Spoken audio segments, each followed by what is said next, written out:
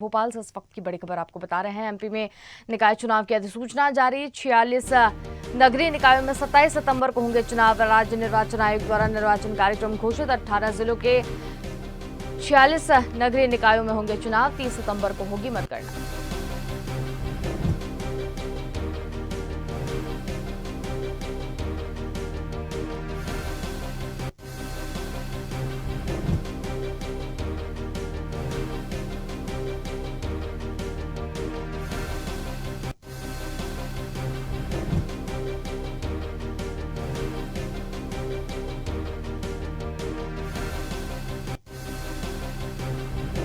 तो ये बड़ी खबर आपको बता रहे हैं हम। एमपी में निकाय चुनाव की अधिसूचना जारी हो चुकी है। 46 नगरीय निकायों में 27 सितंबर को होंगे चुनाव।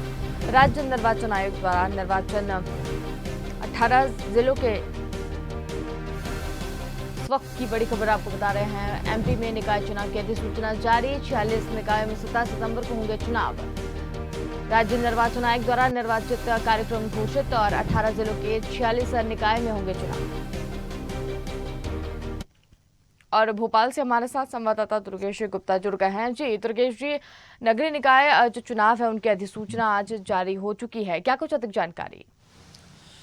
बिल्कुल अंशुल, मध्य प्रदेश में करीब 8.5 लाख के करीब मतदाता नगरीय निकाय चुनाव में भाग लेंगे, अपने मताधिकार का उपयोग करेंगे। मध्य प्रदेश में जिस तरीके से देखा जा रहा था कि नगरीय निकाय चुनाव हुए थे, वो नगरीय निकाय चुनावों के बाद में जो बची हुई नगरीय निकायें थीं, उन पर 27 सितंबर को नगरीय निकाय चुनाव होने जा रहा है, जिसमें से 17 नगर पालिका हैं और 29 नगर परिषद है जिन पर चुनाव होना है। इन 29 नगर परिषदों में 6 नगर परिषद ऐसी हैं कि जो नवगठित नए सिरे से गठित हुई हैं, उन पर भी नगरीय निकाय चुनाव होने हैं। और कुल मिलाकर अगर हम बात करें तो 46 नगरीय निकाय चुनावों में राज्य निर्वाचन आयोग ने सर्कुलर आदेश जारी किया है, जिस पर नगरीय निकाय चुनाव होना है, जो कि 27 सितंबर को होंगे। करीब 8.5 लाख मतदाता इस पर भाग लेंगे और अपने मताधिकार का उपयोग कर वहां से जनप्रतिनिधियों को अपना मताधिकार का उपयोग कर उनको वोट देंगे। जी बिल्कुल, 46 नगरीय निकायों में जो चुनाव है वो यहाँ पर होने वाले हैं। अधिसूचना जारी कर दी गई है। रणनीति इस बार क्या देखने को मिल रही है? बिल्कुल, जिस तरीके से स्पष्ट तौर से अगर देखा जाए तो नगरीय निकाय चुनाव एक मूलभूत ज़मीन से जुड़ी हुई निकाय बॉडी होती है, जो कि यह तय करती है कि मध्य प्रदेश में सरकार किसकी बनेगी। और कहीं न कहीं जिस तरीके से हमने इस बार का नगरीय निकाय चुनाव देखा था, बड़ा ही रोमांचक मुकाबला देखने को मिला था, चाहे वह भारतीय जनता पार्टी हो, चाहे कांग्रेस पार्टी हो, और दोनों ही अपने-अपने कार्यकर्ताओं को जिताने के लिए तमाम तरह के प्रयास कर रहे थे। जिस तरीके से देखा जा रहा था कि नगरीय निकाय चुनाव को एक सेमीफाइनल मैच के रूप में देखा जा रहा था। 2023 में विधानसभा चुनाव थे, उसके ठीक 1 साल पहले जिस तरीके से नगरीय निकाय चुनाव का सर्कुलर आदेश जारी हुआ और 1 साल पहले ही नगरीय निकाय चुनाव करवाए गए, इस बात पर नगरीय निकाय चुनाव में किस पार्टी का कौन सा जनप्रतिनिधि जीत कर आता है और कितने जनप्रतिनिधि इस प्रदेश में किस पार्टी के बनते हैं, वह यह तय करेंगे कि मध्य प्रदेश में सरकार किसकी बनेगी। और कहीं ना कहीं इसीलिए 2023 विधानसभा चुनाव के सेमीफाइनल मैच के तौर पर नगरीय निकाय चुनाव को देखा जा रहा था। और 2023 विधानसभा चुनाव में भारतीय जनता पार्टी या कांग्रेस पार्टी कितना अच्छा प्रदर्शन कर पाएगी, यह भी नगरीय निकाय चुनाव में निकलकर सामने आ गया था। हालांकि नगरीय निकाय चुनाव की अगर हम बात करें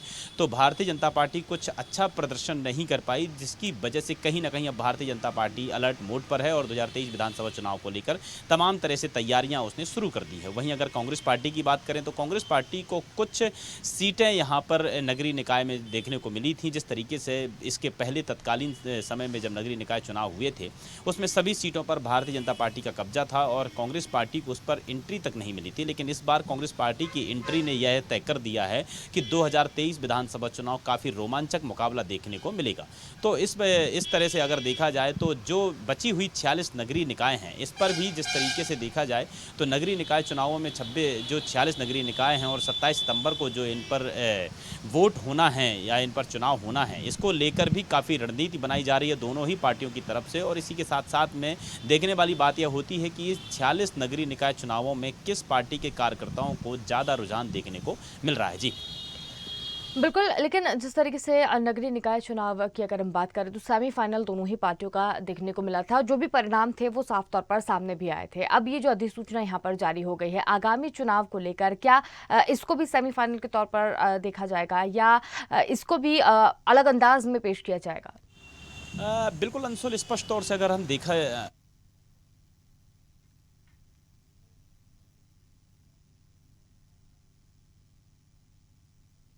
तरीके से आपने जिक्र किया कि इसको भी सेमीफाइनल मैच के तौर पर देखा जा सकता है।